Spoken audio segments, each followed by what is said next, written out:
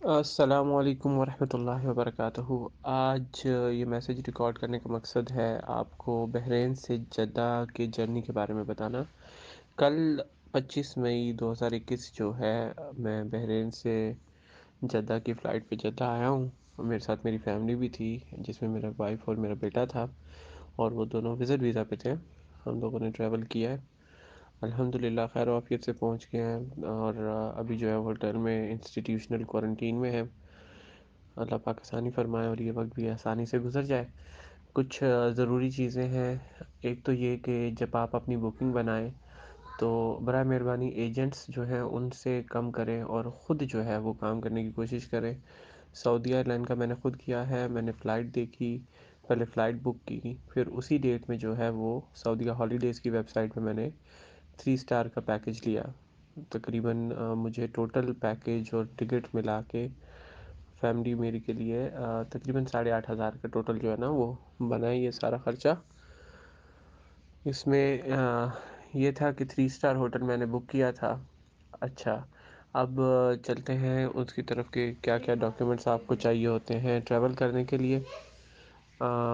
جب آپ میں نے جب ٹریول کیا تو آپ کو پتہ ہے کہ اب جو اقامہ ہولڈرز ہیں یا جو سٹیزنز ہیں یا جو جی سی سی کے سٹیزنز اور ریسیڈنٹس ہیں، ان کے لیے تو گورنمنٹ کو اللہ نہ کرے اگر آپ کا پازیٹیو آ جائے تو وہ گورنمنٹ کور کر رہی ہے آپ کے ایکسپنسز، لیکن وزٹرز کے لیے جو ہے وہ آپ کو انشورنس لازمی ہے۔ تو اگر کسی کی فیملی وزٹ ویزا پہ اس کے ساتھ ٹریول کر رہی ہے تو ان کی میڈیکل انشورنس جو ٹریولر انشورنس ہوتی ہے، جس میں کووڈ 19 کا رسک جو ہے وہ کورڈ ہو، وہ ضرور کروا لیں، کیونکہ اس کی پینلٹی بھی ہے۔ اگر کئی دفعہ وہ نہیں پوچھتے، اگر پوچھ بھی لیں اور آپ کے پاس نہ ہو تو وہ بورڈنگ سے بھی ڈینائی کر سکتے ہیں، اور ان کیس آپ سعودی عرب آ جائیں اور یہاں پہ پوچھ لیں تو پھر اس پہ آپ کو پینلٹی بھی پڑ سکتی ہے۔ تو اس لیے وہ ضرور کروا لیں۔ ڈاکیومنٹیشن میں یہ تھا کہ ایک سعودی ایئر کے لیے جو ہے وہ بحرین سے ایک ہاسپٹل ہے السلام، کافی زیادہ ہاسپٹل ہے، امریکن مشن ہاسپٹل ہے، اس کے علاوہ کنگ حامد ہاسپٹل ہے، کافی زیادہ ہاسپٹلس ہیں، لیکن ان میں سب سے جو سستا تھا وہ السلام تھا۔ یہ 24 گھنٹے میں آپ کو رزلٹ دیتے ہیں اور 210 ریال پر ہیڈ ان کا چارج ہے۔ تو میرے پاس ٹکٹ تھی، واؤچر تھا، میں نے اپنی ڈاکیومنٹیشن جو ہے وہ کافی آرگنائز کر کے رکھی تھی، اور اس کا مجھے فائدہ یہ ہوا کہ وہاں پہ کافی لوگوں کو بورڈنگ ڈینائی ہوئی ہے۔ انیشیلی تو تقریباً انہوں نے کہہ رہے کہ ہاف دا فلائٹ جو ہے نا وہ سائڈ پہ کر دی تھی، لیکن آہستہ آہستہ کرتے کرتے پھر بس جو ہے 20 لوگ ایسے رہ گئے کہ جنہیں بورڈنگ نہیں ملی۔ ان میں اکثر لوگوں کا مسئلہ یہ تھا کہ جی فار ایگزامپل وہ جا رہے تھے بحرین سے جدہ، اور جدہ کے بعد انہوں نے دمام یا ریاض جانا تھا، اور کوارنٹین پیکج انہوں نے اسی حساب سے دمام یا ریاض کا لیا تھا، لیکن کوارنٹین کی شرط یہ ہے کہ آپ کی جو فرسٹ ارائیونگ سٹی ہے آپ نے کوارنٹین وہاں پہ کرنا ہے۔ اور آپ یہ جانتے ہیں کہ یہ جو کوارنٹین پیکیجز ہیں یہ نان ریفنڈیبل، نان امینڈیبل ہیں، تو پلیز اس چیز کا خیال رکھیں۔ بجائے اس کے کہ آپ کی ڈیسٹینیشن کیا ہے، جو آپ کی فرسٹ ارائیونگ سٹی ہے اسی میں آپ اپنا کوارنٹین پیکج بائی کریں۔ اور ڈاکیومنٹیشن میں نے سب سے اوپر ٹکٹ رکھی تھی، اس کے بعد میں نے واؤچر رکھا تھا ہوٹل کا، اس کے نیچے جو ہے وہ میں نے میرا اور میری وائف کا دونوں کا PCR ٹیسٹ تھا۔ اس کے بعد جو ہے میں نے اپنے اقامے کی کلر کاپی رکھی تھی، اور اپنے ایگزٹ انٹری کی جو ایکسٹینشن ہوئی تھی اس کا جو لیٹسٹ ہے وہ رکھا تھا، ایک پرنٹ آؤٹ۔ حالانکہ ان کی آپ کو ضرورت نہیں ہے، لیکن آپ جب اتنا ڈاکیومنٹڈ ہو کے جاتے ہیں تو اگلے بندے جو ہے وہ ویسے ہی تھوڑا سوچ لیتے ہیں کہ یار اس بندے کو پتہ ہے کہ یہ کیا کر رہا ہے۔ اس کے بعد اسی طرح وائف اور بیٹے کے پاسپورٹ کی کاپیز بھی تھیں، اور ویزے ان کے فرنٹ پیج کی اور ویزے والے پیج کی، ایک ہی پیج پہ نا۔ اس کے بعد میں نے اس کے نیچے جو ہے وہ انشورنس جن کی کروائی تھی وہ بھی رکھی تھی، اور جو انشورنس جب آپ اعتماد میں ویزا جمع کرواتے ہیں CCHI میں جو اپلوڈ ہوتی ہے اس کا بھی پرنٹ آؤٹ رکھا ہوا تھا۔ ساتھ میں نے اس سے پاسپورٹس دیے۔ تو اللہ کا شکر ہے الحمدللہ مجھے بورڈنگ میں بالکل کوئی ٹربل نہیں ہوا،